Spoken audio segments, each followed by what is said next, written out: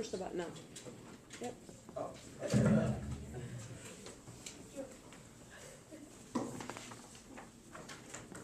Result. Junk food should be taxed because it can help people choose wisely and have growth. Raising the price of calories by 10% may lower the body fat of youths by about 8 or 9%. And a tax on high calorie food would make vitamin rich food look better if it's like, if it costs less.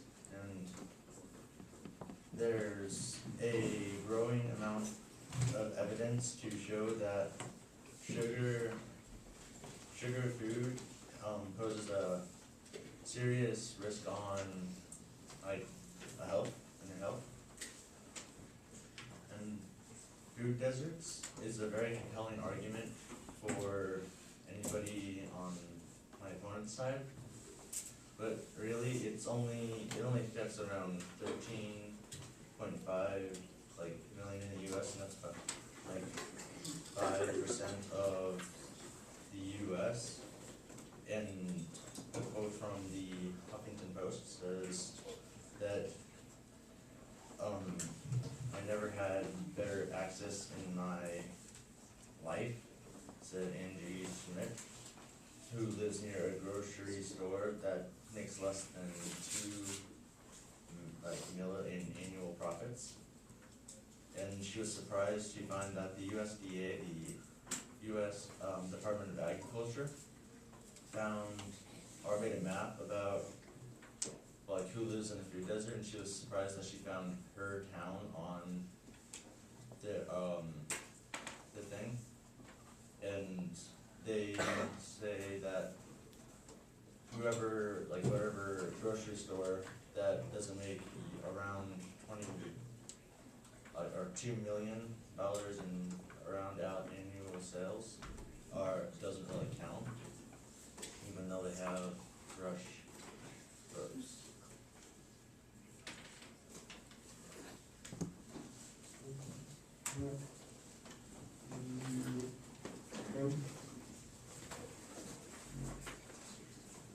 Resolved, junk food should not be taxed because our taxes are already outrageous. My strongest argument is Americans don't want to pay more taxes. And why junk food should not be taxed. There's already people who is poor and can't feed their young. And even if they tax junk food, they're taxing healthy food too, because someone could just dip an apple in chocolate and now it's junk food. And lastly, a person has their own choice if they want to be obese.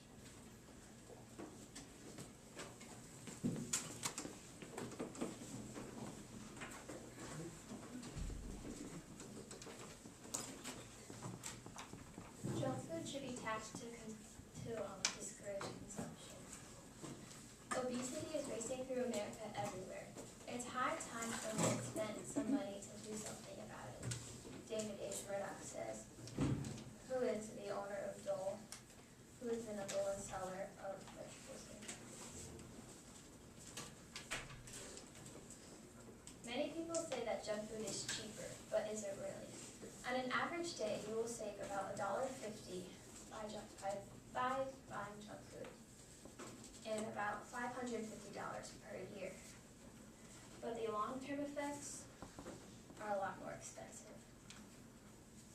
This price difference is very small in comparison to the economic cost of diet-related chronic diseases, which would be dramatically reduced by healthy diets.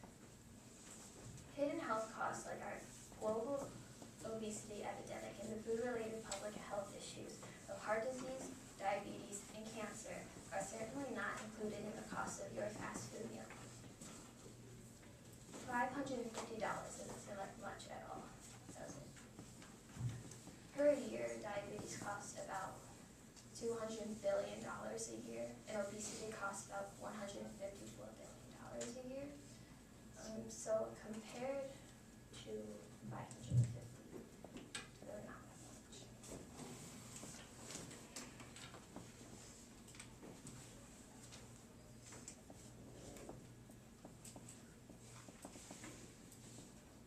It's true that you do need to eat, but you don't have to eat fries, and you don't have to buy a soda. Fries have been linked to type 2 diabetes. And another study shows that a 2-cent tax per ounce in Illinois would reduce obesity in youth by 2018 and save nearly $350 million and bring in over $800 million in taxes annually.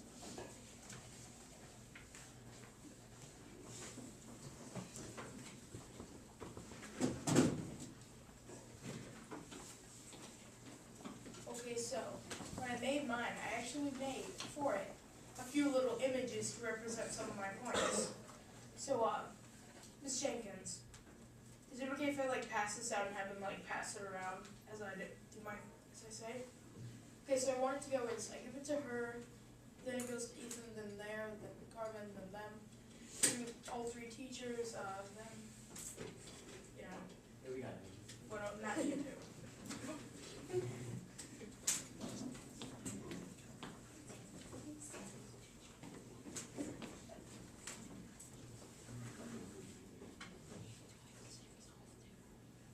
Okay, so resolve. Junk food should not be taxed to reduce consumption.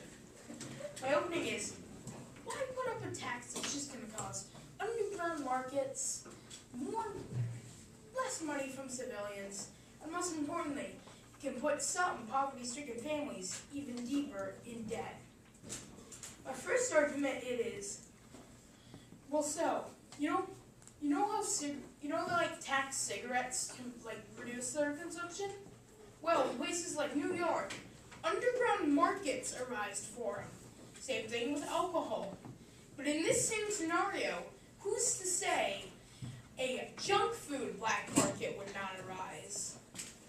It sounds a bit crazy, but you never know what'll happen. And my second is, one of the cheapest kind of foods out there is canned food.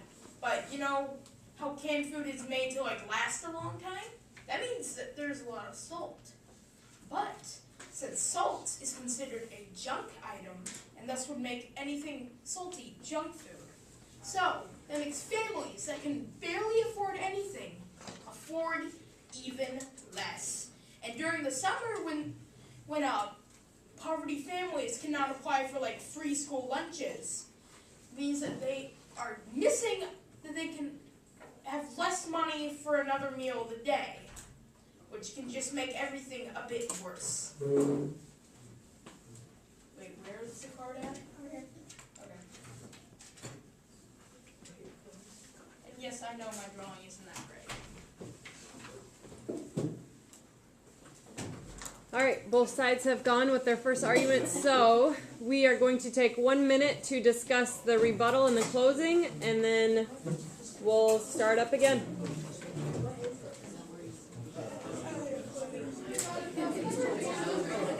No.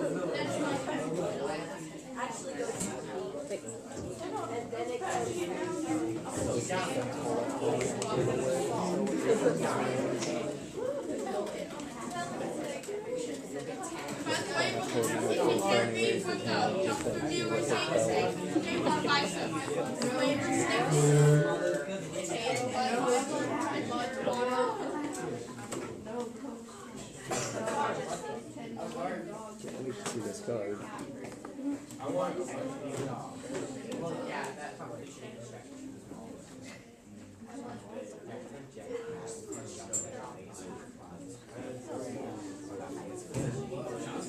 Oh, and those are tears, by the way.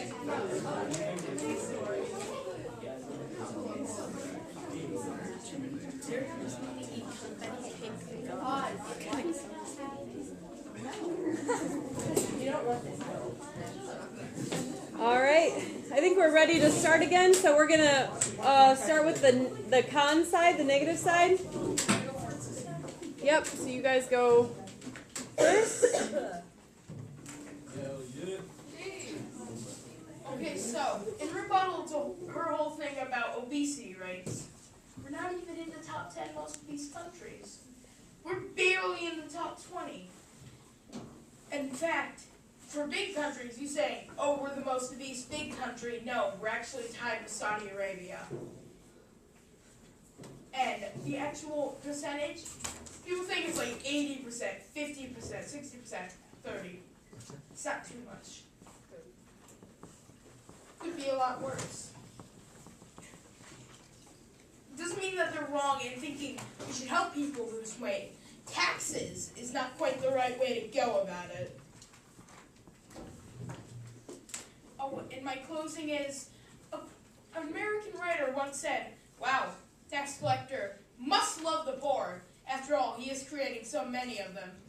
And that, in fact, is what this tax will do.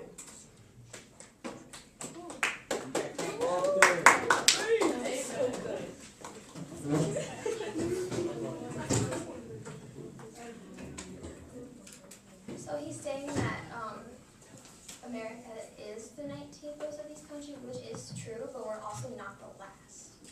And by with this tax we'll be helping, and I think by trying to help with obesity rates, it's a lot better than sitting around and doing nothing.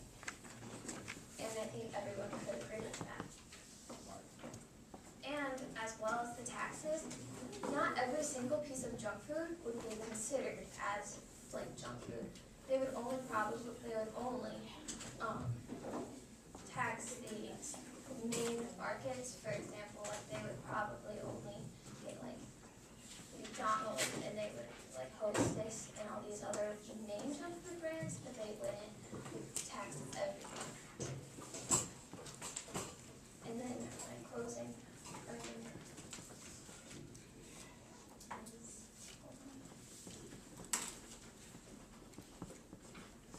Well, before I say my closing,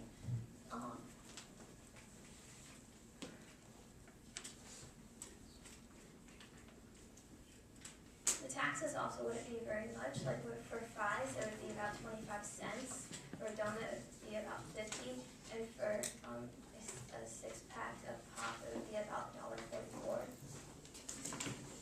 And all the profit would go towards getting new ways for the American people to lose weight, like gyms, and there would be more advertising. And then the closing is, the secret of change is to focus all of your energy not on fighting the old, but on building the new. And your life does not get better by chance, it gets better by change.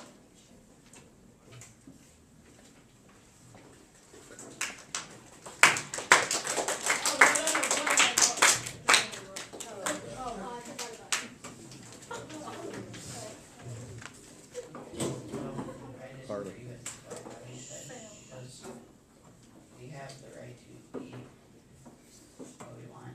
Let's say your favorite food was junk food, and now you have to pay more taxes to get it.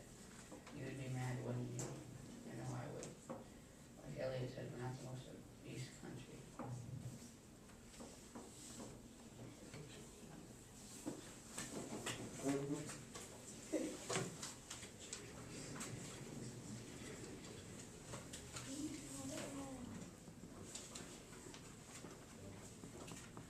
If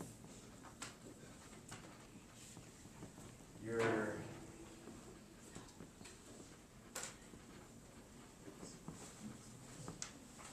well, what my opponent said was that if it's your favorite type of food, then you would want to eat it more. Well, you're not gonna go to a fancy restaurant every single day of your life because you like their food. You'll try and add something different to your variety. And if people buy more healthy stuff because it's a little bit cheaper than the expensives, the like fast food, then the market, the supply and demand, well, people will start realizing that people want more healthy stuff. So like farmers will try and produce more to get even more money, which will be more supply than people will want to demand, and they'll drop the prices to try and get as many people to buy